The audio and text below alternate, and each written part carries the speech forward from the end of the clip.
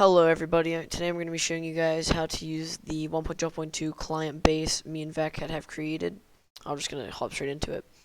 Open a new window, go to github.com/cnlife/1.0.2 client base. This will be in the description, of course. Go here, click code, download, or clone, depending on how you do it. Click on this, go here, drag this to your desktop, give it a minute, open it up, click setup workspace. You can delete all of the text files if you want. These are just here. You don't need them.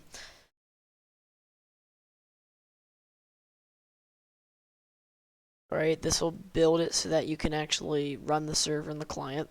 Now open IntelliJ. Give it a minute. Alright, here, I'll show you so you guys can see what would happen. So you'd click open, you guys can see what would happen. So you'd click open, here, okay. Now, sometimes it doesn't detect that there's a Gradle immediately, so you have to give it a minute. But if I click on build.gradle, it'll say load Gradle script. Click trust project as it is safe. Give it a moment to build. If you do have any problems building, like where it says Gradle daemon keeps on spawning new instances, like in an infinite loop, all you have to do is go to your Gradle wrapper properties and change this version to like 3.0 or something like that. Alright, give it a minute. Okay, now that it's done, you have the client is fully set up. You can name the client whatever you want. Let's say I wanted to name it Ethereum. I'm going to copy this. And then here, name it Ethereum. And then this mod ID has to be lowercase. I don't think it has to be there. And then you can do name equals this. And then comma. This one can be capitalized. This should be lowercase. Sometimes there's a problem with the mod ID where it just doesn't show up. That will be fixed later. Alright, let me remove that line there. Okay, done.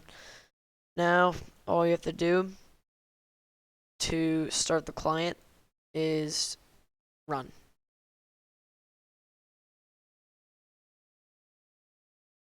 Give it a minute. Now, once the client's started up, it'll create a new Minecraft window in this environment, which is not like if you were to launch it from here. So it'll load up. As you can see, it's Forge.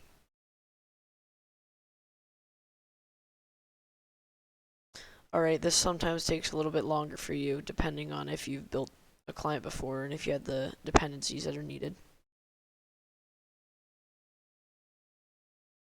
Alright, this is your log, or your system out main print line if you know coding at all. It loads up this window. If you go to mods, Ethereum, there it is. As I said, the MC mod info file is broken. Now you can change whatever you want. Let me fix this real quick, just because I don't like it whenever it's like that. Alright, now if I go to single player, create new world, let's just name this test world, and then we go into it. It will take a little bit longer to load than it would as if you were in Minecraft, but it's fine. It's not really that long. Alright, so now that we've loaded into the world, you'll see there's no commands yet, but there will be soon. Which the default prefix will be dot. Alright, so if you go to your keyboard and you press the U key to open your GUI, there's knockback, which is basically velocity. There's sprint, which means you automatically sprint no matter which, or if you're holding your sprint key or not. And then there's the click GUI, which doesn't have any options yet. Then there's the HUD, which just tells you up here there's sprint and anti-knockback. It's an array list, which is a little bit broken, but it still works. And then if I go to click GUI, let's say I want to bind this to P or right shift. If I click right shift now, it opens. You can also change the visibility apologize for the Minecraft sounds. Let me fix that. That's very loud. There we go. But as you can see, it has some very simple modules. And I will be making a series after this of just me adding more to it. Just more or less adding more to it, showing you how to do things with it. And, you know, it's just the client, or as this is known as cat client now. It's just, as I said, it's a simple base, but in the tutorial I'll be showing you guys how to make it not as simple and add more features to it.